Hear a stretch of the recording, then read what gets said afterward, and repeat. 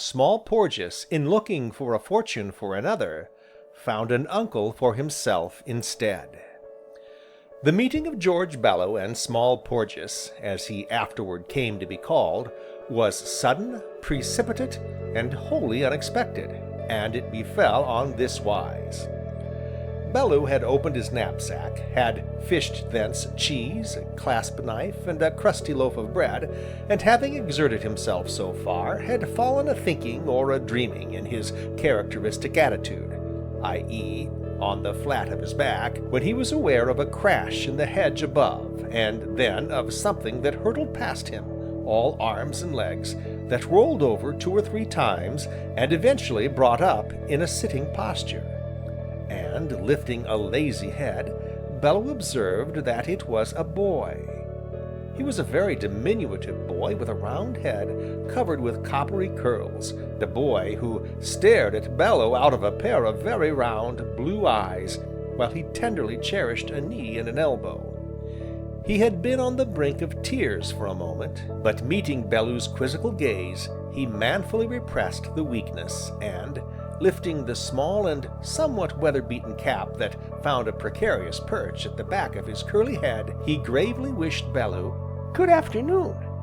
"Well met, my Lord Chesterfield," nodded Bellew, returning the salute. "Are you hurt?" "Just a bit, on the elbow, but my name's George."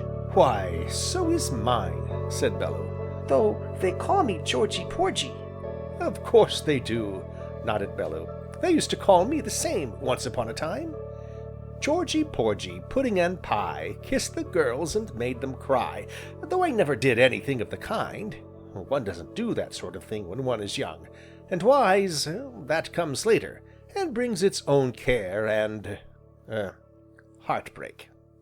Here Bellew sighed, and hacked a piece from the loaf with the clasp knife. "Are you hungry, Georgy Porgy?" he inquired, glancing up at the boy who had risen and was removing some of the soil and dust from his small person with his cap. "Yes, I am." "Then here is bread, and cheese, and bottled stout, so fall to, good comrade." "Thank you, but I've got a piece of bread and jam in my bundle." "Bundle?" "I dropped it as I came through the hedge. I'll get it." And as he spoke he turned, and climbing up the bank, presently came back with a very small bundle that dangled from the end of a very long stick, and, seating himself beside Bellew, he proceeded to open it.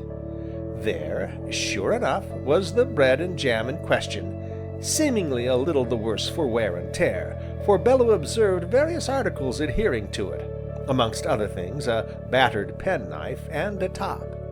These, however, were readily removed, and Georgy Porgy fell to with excellent appetite. "And pray," inquired Bellew, after they had munched silently together some while, "pray where might you be going?" "I don't know yet," answered Georgy Porgy with a shake of his curls. "Good again!" exclaimed Bellew, "neither do I." "Though I've been thinking of Africa," continued his diminutive companion, turning the remains of the bread and jam over and over thoughtfully. "Africa!" repeated Bellew, staring. "That's quite a goodish step from here."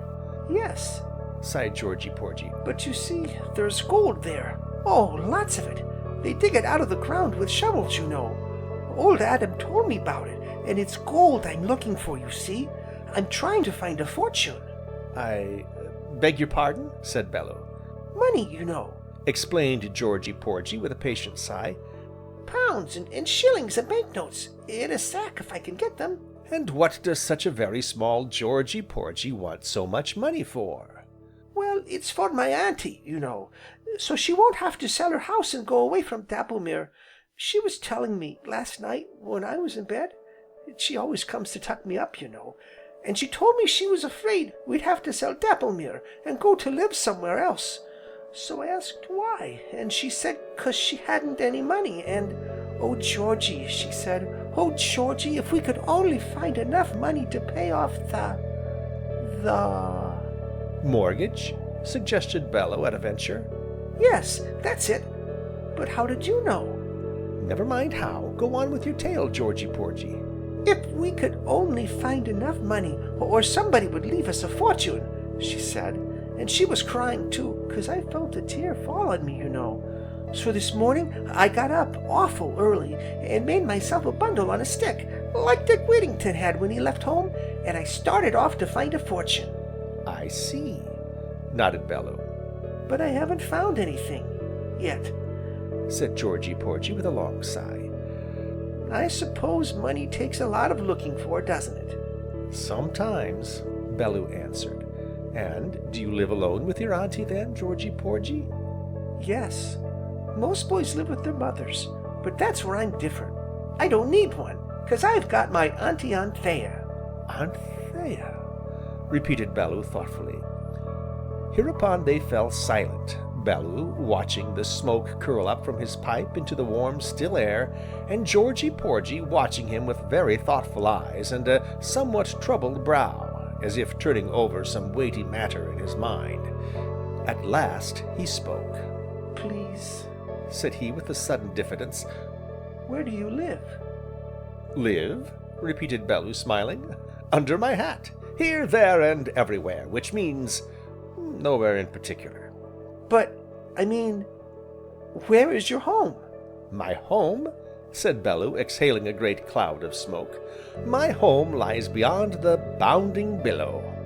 That sounds an awful long way off. It is an awful long way off. And where do you sleep while you're here?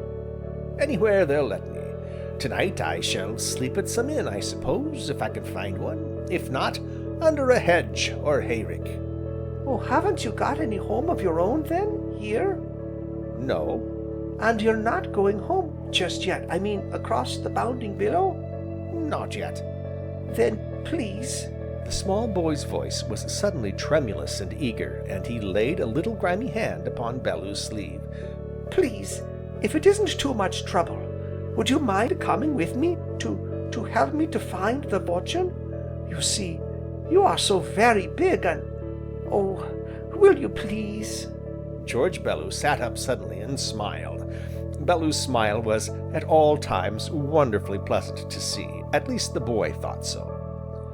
Georgy Porgy, said he, you can just bet your small life I will, and there's my hand on it, old chap.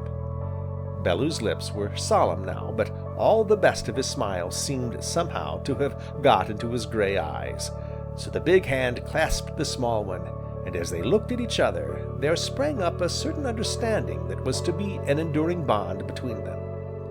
I think, said Bellew as he lay and puffed at his pipe again, I think I'll call you Porges. It's shorter, easier, and I think altogether apt. I'll be Big Porges, and you shall be Small Porges. What do you say?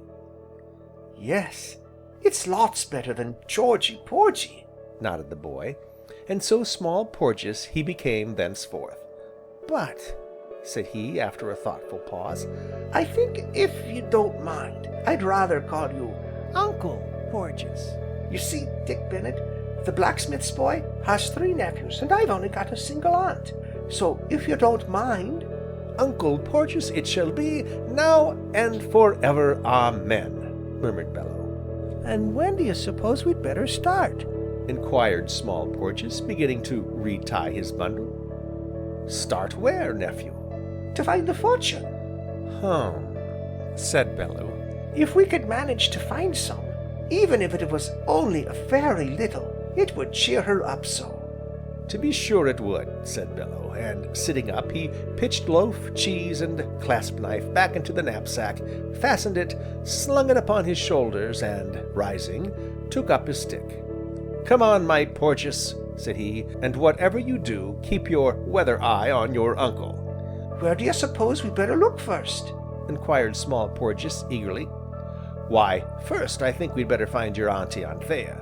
But... began Porges, his face falling.